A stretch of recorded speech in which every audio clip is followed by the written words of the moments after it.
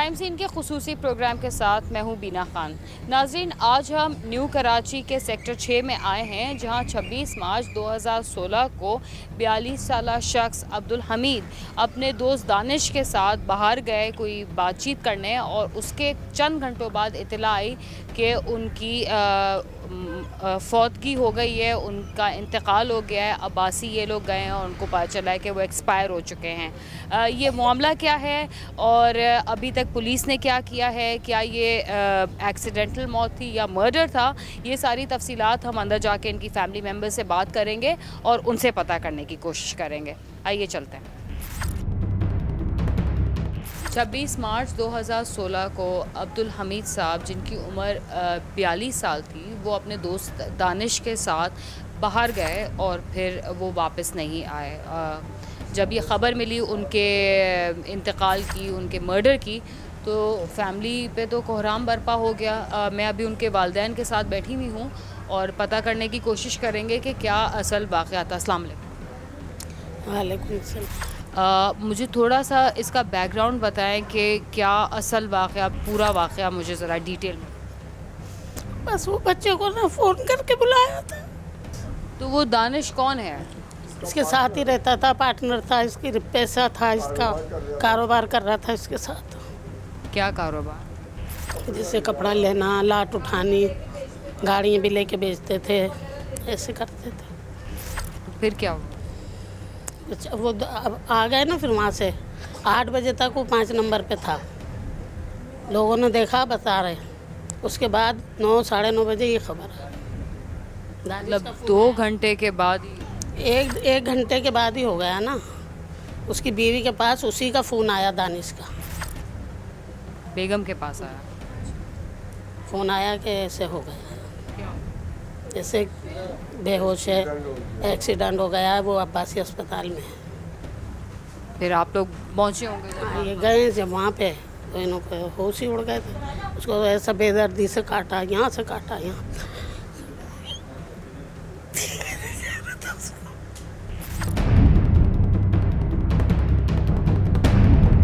मेरे साथ इनके कज़न अब्दुल हमीद साहब के कज़न हैं और उनसे हम तफसील में पूछेंगे कि बॉडी की क्या कंडीशन थी और इनको क्यों लगा कि एक्सीडेंट नहीं था, मर्डर था।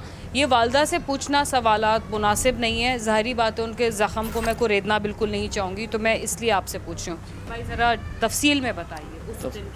तफसील में मैडम ये है कि छोटे भाई का जो है फ़ोन आया दानिश का कि जो है ना मुन्ने का एक्सीडेंट हो गया ना, और वो बेहोश है, उसको जो है ना अब्बासी अस्पताल लेके जा रहा है। तो मेरे को घर से बुलाया, मैं नहाने जा रहा था, तो मैंने कमीज़ पहनी, दोबारा मैं अस्पताल पहुंचा। वहाँ ड्यूटी अफसर थे अतुल्ला, वो कह रहे हैं कि ये अब्दुल हमीद कौन है आपका? मैंने बोला भाई है। बोला क्या काम करते हैं? मैंने बोला दूध का और कपड़े का जी।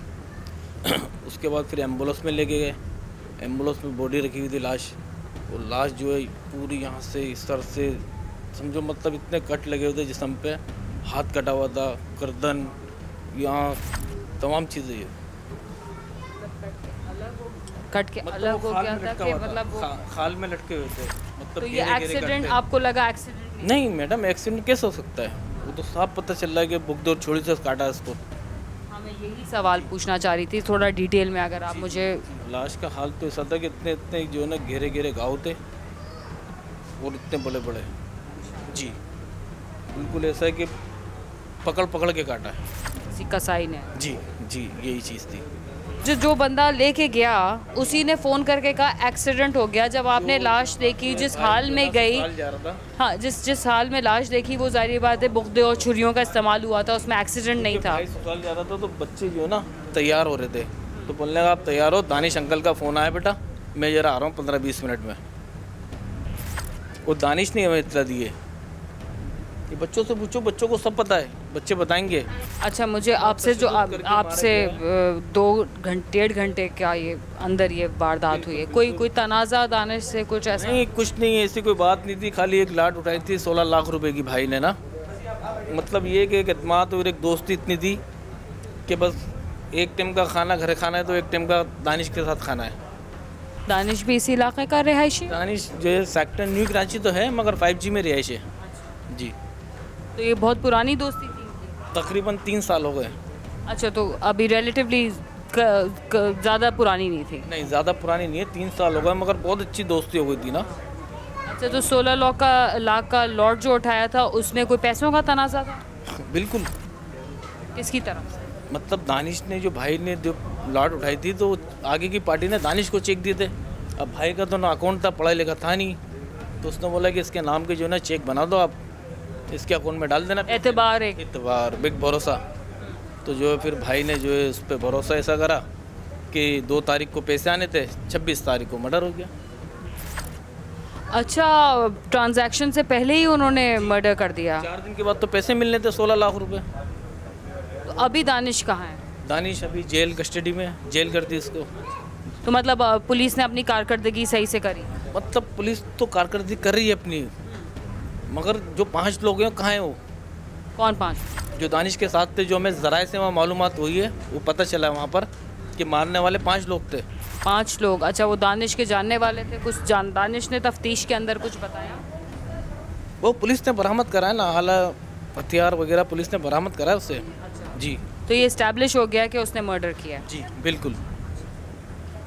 तो वो 5 लोगों की निशानदही उसने नहीं की? बाकी वो पुलिस को बता रहा है, पुलिस कर रही है, पुलिस ने उसके साले को भी उठाया है। जी। तो जहाँ तक मुझे समझ आए, ये पैसों की वजह से हुआ है कि जो अब्दुल हमीद साहब थे वो पढ़े लिखे नहीं थे, उन्होंने लॉट उठाया था, जिस पार्टी ने इनको चेक दिया था, क्योंकि वो पढ़े लिखे नहीं थे, उनका अकाउंट नहीं था, तो उन्होंने दानिश को के अकाउंट में दानिश के नाम पे चेक ट्रांसफ़र करवाया। कि जो भाई हैं वो ये कह रहे हैं कि दानिश के साथ 5 अफराद और थे, और जो लाश का हाल बताया वो बाकी में बयान नहीं कर सकते, और वालदा से पूछना तो बिल्कुल मुनासिब नहीं होगा, और मैं बिल्कुल ये सवाल बच्चों से नहीं करूँगी। हमीद साहब के भाई? जी। अच्छा, आप मुझे बताइए, आप दानिश गिरफ्तार है जी। तो आप कह रहे हैं कोऑपरेट नहीं किया? तो कोऑपरेट सरजानी वालों ने नहीं किया ना, वहाँ से हमने ट्रांसफ़र करवा के, तो यहाँ से हमें तो FIR आपने पहले सुरजानी में करवाई? सर, और नॉमिनेट आपने खुद किया था कि पुलिस ने किया? पुलिस ने किया। पुलिस ने किया था, तो यहाँ से हमें मालूम किया, जब यहाँ से हम दानिश को जेल में से निकलवा के यहाँ पर रिमांड के लिए ले गया है, तो यहाँ दानिश के घर पे रेड मारी, वहाँ पर एक छोड़ा बरामद हुआ, दानिश के कपड़े जो खून में हुए हुए थे वो हमें मिले यहाँ से। दानिश के शादीशुदा है? जी। तो उसकी बेगम को पता होगा ये सब कुछ? ये उसी को पता होगा। जी।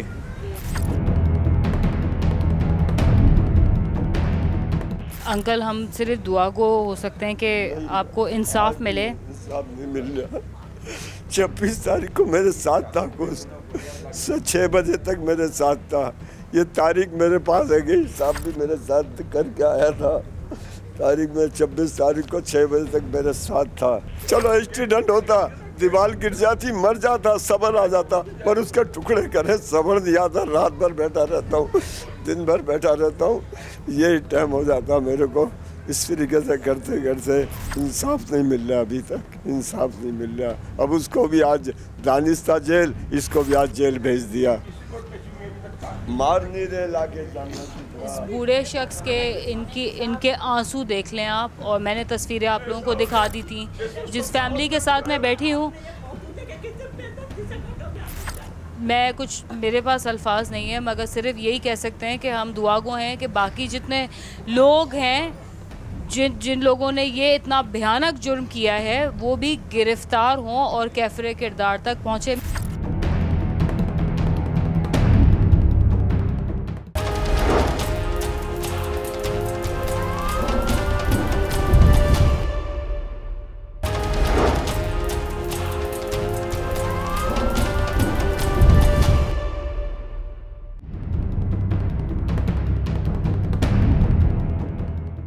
सबसे इकराक मोहब्बत से करा, मैं उम्र करने जाऊंगा। अब कैसे उम्र करने जाऊंगा? घर पे बहनों को बोतलें पिलाई हैं, बोतल पिला के कहने लगा, टेलीफोन आ गया दानिश का, कहने लगा मैं अभी 15 मिनट में। अभी तक 15 मिनट नहीं हुए हैं, अभी तक 15 मिनट नहीं हुए हैं। तो यहाँ ये सवाल भी उठता है कि हर इंसान जो आपसे हाथ मिलाता है वो आपका दोस्त नहीं होता, और कोई आपकी ज़िंदगी में इतना इंटरफेयर करे उनकी बेगम से जब मेरी बात हुई तो उन्होंने यही बोला कि मैं थोड़ा सा मना करती थी तो वो गुस्सा करते थे कि आप घर में रहो, मैं बाहर जाता हूँ। घर वाले जो हैं वो भी मना करते थे। तो जब घर वाले मना करते हैं तो वो आपकी बेहतरी के लिए कभी कभी मना कर रहे होते हैं, उनको एतबार किसी चीज़ का नहीं होता। और ये बात याद रखिएगा कि किसी पे भी अंधा एतमाद ना करें, और जहाँ पैसों का मामला आ जाए वहाँ सगे भी पराए हो जाते हैं। तो पराए हैं। मजाक कर रहा था, फोन आया था उसका, उठ के गया, साथ में हंसता बोलता वहाँ से चले गया, शेर की तरह बिल्कुल साथ बैठा हमें पता होता था उसको जाने नहीं देते, भाई को अपने साथ में बैठा हुआ था। तो मैं बस ये बोलूँगी कि ये सब्र करें, और जो पुलिस का जो काम है तफ्तीश करने का, जो सवालात मैंने उठाए हैं वो पुलिस को उनके ऊपर काम करने की ज़रूरत है। अब हम चलते हैं, इन्वेस्टिगेशन ऑफिसर से बात करेंगे, थाने पे जाएंगे, और जो दानिश के साले को उठाया पुलिस ने वो क्या बताता है हमें, हम वो पता करने की कोशिश करेंगे। गोया हमें बात भी करता है, आज उसको भी जेल पहुंचा दिया, जेल कस्टडी। तो फिर हम आयो से बात कर लेंगे कि आयो ने क्या क्या इन्वेस्टिगेशन अभी तक की है, और अभी क्या ऑनगोइंग इन्वेस्टिगेशन है, और जो बाकी कातिल हैं वो क्या पकड़े गए या नहीं। अब्दुल हमीद मर्डर केस के हवाले से अभी हम उनकी फैमिली के पास थे, और उनके केस के हवाले से वो लोग सुरजानी टाउन की पुलिस से नाखुश थे, तो उन्होंने केस ट्रांसफ़र करवाया न्यू कराची इंडस्ट्रियल एरिया के पुलिस स्टेशन।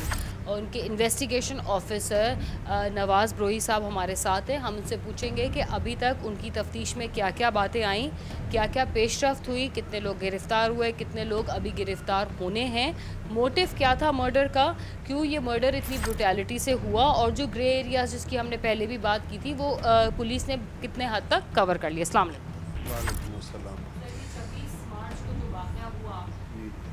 वो ज़ाहिरी बात है, जो भी रीज़न था कि वो लोग सुरजानी टाउन की पुलिस से नाखुश थे, उन्हें तफ्तीश ट्रांसफ़र कराई, तो उसके बाद क्या हुआ?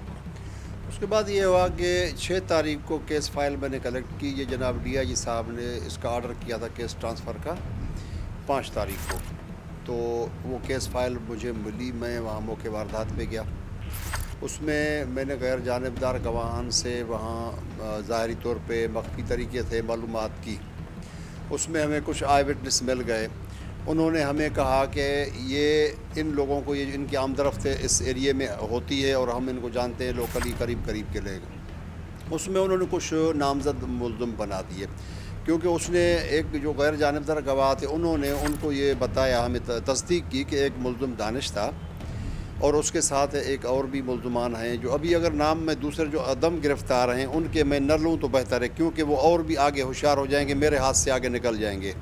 मैंने 2 को अरेस्ट किया है उन स्टेटमेंट चशमदीदा गवाहों की रोशनी में। एक तो दानिश था जो उन्होंने स्टार्टिंग में गिरफ़्तार किया था अपना सरजन टाउन थाने, तो मुल्ज़िम को मैं वहाँ से अदालत ने मुझे आर्डर दिया, फिर मैं वहाँ जेल से उसको बाहर में ले आया, तफ्तीश की, तो उन्होंने ये चीज़ें डिस्क्लोज़ की। इन्होंने तायद किया मुल्ज़िम ने कि हाँ हमने मर्डर किया है, और उन्होंने ये बतलाया कि ठीक है हमारे पैसे थे हमने देने थे, क्योंकि इस मुल्ज़िम ने एक 16 लाख के 3 चेक दिए थे। चेक उस मुल्ज़िम ने बड़ी चालाकी के साथ दिए कि अकाउंट किसी एक का, और इसने उनको मिसयूज़ किया, अपने दस्तखत करके इस मकतूल को इन्होंने चेक पकड़ाए थे। उनकी डेट थी 2/4/2016, तो ये एक हफ़्ते के बाद इनका मामला सामने आना था कि ये तो फाल्स फेक है और ये चीटिंग है, कि ये जो चेक हैं कैश होंगे नहीं, फिर इस मकतूल का मेरे साथ तो होगा अच्छा खासा फटा, क्योंकि 16 लाख का मैटर है, कारोबारी के सिलसिले में उसने उनको दिए थे, वो एक्सेप्ट कर रहा है। फिर उसके बाद जो है ना हमने यही किया कि इसको किस तरह किया जाए, फिर उनके किसी और पार्टी के भी पैसे उनको देने थे, उनकी ज़िम्मेदारी भी इस मुल्ज़िम दानिश ने उठाई थी। फिर उनको उन्होंने इकट्ठे करके उन्होंने प्लान किया कि भाई इसको किस तरह इसको अपना ख़त्म किया जाए कहानी को, ये तो हमारे गले पड़ जाएंगे, अभी देने की हमें ताकत नहीं है। उन्होंने फिर मुल्ज़िम ने उनको फ़ोन किया, जैसे मुल्ज़िम दानिश के पास वो फ़ोन किया मकतूल का, उसी टाइम जो 26 तारीख के कत्ल वाले टाइम से, यानी कि 2 घंटे 1 घंटे 1.5 घंटे पहले, तो ये इन्होंने फ़ौरन जो है कॉल जैसे उसकी मकतूल की रिसीव हुई उसके फ़ौरन बाद इनका क्या प्रोग्राम था, इन्होंने ये अपने दोस्तों को फ़ोन कर दिया फ़ौरन, वो CDR में आ चुका, वो जिनमें वो मुल्ज़मान भी बन चुके। तो उन्होंने कहा कि हम उसको बुला के वहाँ ले गए। वहाँ जब वहाँ पहुँचाया तो उधर जो है ना वो दूसरे साथी मौजूद थे, इन्होंने उनको वहाँ मर्डर किया।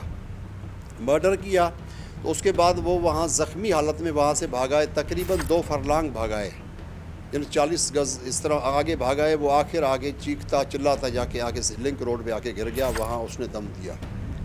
तो वो उस मुल्ज़िम ने मुझे आला कत्ल भी दे दिया। वो बिलट वाले उसी वक्त जो कपड़े पहने हुए थे मुल्ज़िम को, वो भी उसने अपने दे दिए।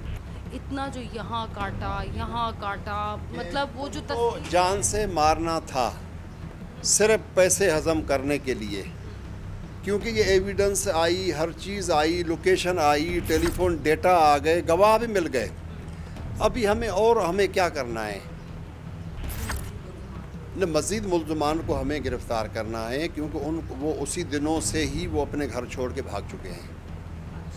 तो ये भी एक, तो इसमें कितने हैं लोग इन्वॉल्व? उसमें तकरीबन 5 हैं। अब तो हमें बाकी मुल्ज़िमों की ही तलाश है, इंशाल्लाह वो भी गिरफ़्तार हो जाएंगे। सर, ये जो आपने इन्वेस्टिगेशन की है, ये तो जिस तरह का मर्डर हुआ है, लग रहा है कि जैसे हैबिचुअल क्रिम, इसका कोई पहले का क्रिमिनल रिकॉर्ड है कुछ? इसने पहले कोई क्राइम्स? इसका पहले का क्राइम अपना रिकॉर्ड क्रिमिनल मेरे सामने नहीं आया। हाँ, कि ये प्री प्लानिंग से इन्होंने किया है। वो ये हाँ, कौन मुल्ज़िम फ्रॉड का मेरे पास तो कोई ऐसी एविडेंस पहले नहीं आई। अब इसी दौरान जो इन्होंने इतनी अमाउंट ली मकतूल से, उसके बाद चेक गलत दे के और इस तरह उन्होंने जो ड्रामा करके और बंदे को वहाँ जाके ले जाके मर्डर करा दिया खड़े होके, तो ये तो होशियार चालाक तो है। और क्या पढ़ा लिखा भी है? पढ़ा लिखा है, कहता है कि मैं नॉन मैट्रिक हूँ। बहुत शुक्रिया नवाज़ बरोई साहब, आपने बड़े डिटेल में इन्वेस्टिगेशन एक्सप्लेन की और ये भी एक्सप्लेन किया कि अभी भी कुछ मुल्ज़िमान हैं जिनको आपने गिरफ़्तार करना है। 26 मार्च 2016 को अब्दुल हमीद अपने घर से ये कह के निकला कि वो अपने दोस्त दानिश से मिलकर थोड़ी देर में आ रहा है और बच्चों को अपने ननियाल ले जाएगा। मगर जो कुछ हुआ, उसकी फैमिली से मुलाकात हुई, जो बॉडी का हाल था वो बयान से बाहर था। इस हवाले से फैमिली ने पहले सुरजानी टाउन से इन्वेस्टिगेशन हटवाकर न्यू कराची इंडस्ट्रियल एरिया में शिफ्ट करवाई, जहां पुलिस की ये पेशरफ्त है कि 2 मुल्ज़िमान गिरफ़्तार हैं। अभी और मुल्ज़िमान की तलाश जारी है। यहाँ एक सवाल उठता है कि 2 जो मेन रीज़न्स नज़र आ रहे हैं, लैक ऑफ एजुकेशन और लालच, दोनों का मिक्सचर इतना भयानक निकला कि जो मकतूल था वो अपनी जान से गया। उसके छोटे छोटे बच्चे अब अपने वालिद की राह तक रहे हैं और उसकी बीवी इंसाफ की मुतलाशी है। और हम भी दुआगो हैं कि जो मुल्ज़िमान हैं वो जल्द अज जल्द कैफ़रे किरदार तक पहुँचे। इसके साथ ही क्राइम सीन का खुसूसी प्रोग्राम अपने इख्तिताम को पहुँचता है। अगर आप हमसे रब्ता करना चाहते हैं तो हमारा पता है cs@sama.tv। इसके अलावा फेसबुक और ट्विटर पर भी हमसे रब्ता कर सकते हैं। बीना खान और क्राइम सीन की टीम को इजाज़त दीजिए और देखते रहिए समा।